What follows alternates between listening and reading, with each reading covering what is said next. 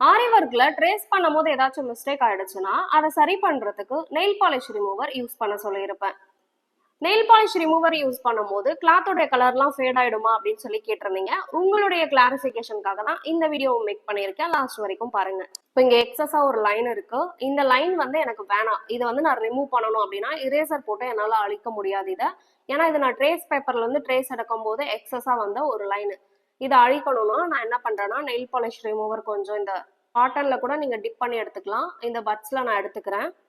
எடுத்துட்டு ஜஸ்ட் ரொம்ப அழுத்திலாம் தேய்ச்சிட்டே இருக்காதீங்க. எந்த இடத்துல உங்களுக்கு சரி பண்ணணுமோ அந்த இடத்துல மட்டும் நெயில் பாலிஷ் ரிமூவர் போட்டு நீங்க அதை அழிச்சிக்கலாம். இங்க பாருங்க, எக்ஸஸா இருந்த இந்த ஒரு லைன் வந்து நெயில் பாலிஷ் ரிமூவர் போட்டதுக்கு அப்புறமா அதை நம்ம சரி பண்ணிட்டோம். இந்த பட்ஸ் தான் நான் யூஸ் பண்ணியிருந்தேன். இதுல எந்த கலருமே வந்து வரல. லாஸ்ட் டைம் நான் யூஸ் பண்ணியிருந்த கிளாத் வந்து ஃபுல் ஆயில் கிளாத், அதாவது காட்டன் பேஸ். அது கிரீன் கலருன்றதுனால நான் நெயில் பாலிஷ் ரிமூவர் போடும்போது அந்த கிளாத்ல இருக்கிற கலர் வந்து இதுக்கு வந்துருச்சு. இப்போ நீங்க மோஸ்ட்லி ஒர்க் போடும் போதெல்லாம் சில்க் கிளாத்ல தான் போடுவீங்க. அதுல இருக்கிற கலர் வந்து ஃபேட் ஆகிறதுக்கு வாய்ப்பு இல்லை. ஆனா ஒரு விஷயம் மட்டும் நோட் பண்ணிக்கோங்க, நெயில் பாலிஷ் ரிமூவர் வந்து தேவைப்படுற இடத்துல கொஞ்சமா யூஸ் பண்ணுங்க, நிறைய வந்து யூஸ் பண்ணக்கூடாது. கண்டிப்பா இந்த ட்ரிக்ஸ் உங்களுக்கு யூஸ்ஃபுல்லா இருக்கும்னு நினைக்கிறேன். ஆரி ஒர்க் கத்துட்டு இருக்க உங்க ஃப்ரெண்ட்ஸ் அண்ட் ஃபேமிலிக்கு இந்த வீடியோவை ஷேர் பண்ணுங்க. ஆரி ரிலேட்டட் நிறைய இன்ஃபர்மேஷன் உங்களுக்கு வேணும்னா நம்ம பேஜை ஃபாலோ பண்ணிட்டு டிப்ஸ்ன்னு கமெண்ட் பண்ணுங்க. Stay connected. தேங்க்யூ.